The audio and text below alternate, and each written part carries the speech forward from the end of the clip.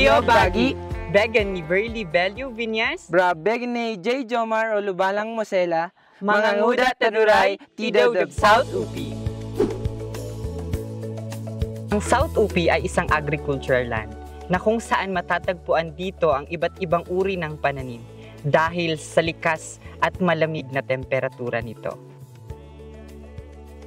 Sa paglipas ng panahon, ay unti-unting nagbago ang klima dito at dumating ang iba't ibang mga sakuna. Isa na dito ang Bagyong Paeng na nagpabago ng pamumuhay ng mga katutubo dito.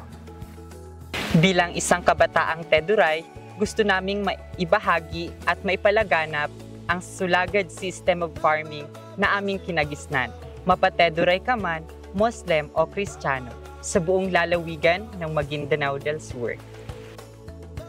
Sulaga deni sabaan bade man gatuntaya kay ukit do taduray bagkafafiyo we fanta de inok de moyun ika babo ane brab inok madaoy mo kay de masagiso para de familia gay lok de dumo gay de kagaye umfungan. Bilang kabataang katutubo, gusto naming maging bahagi ng isang polisiya ang aming advokasya sa sulagad system of farming. Dahil naniniwala kami na kapag merong polisiya at mga programa ang ating gobyerno, gagawin na rin ito ng komunidad at ng mga tao.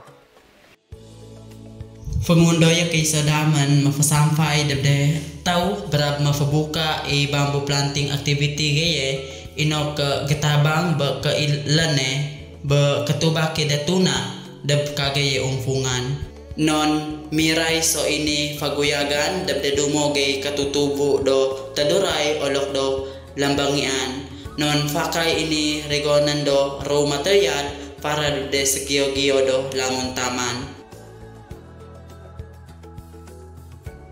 Nangangarap kami na maisabuhay at maipasa sa mga susunod na henerasyon ang aming kulturang kinagisnan Para sa kaligtasan at kinabukasan ng mga kabataan.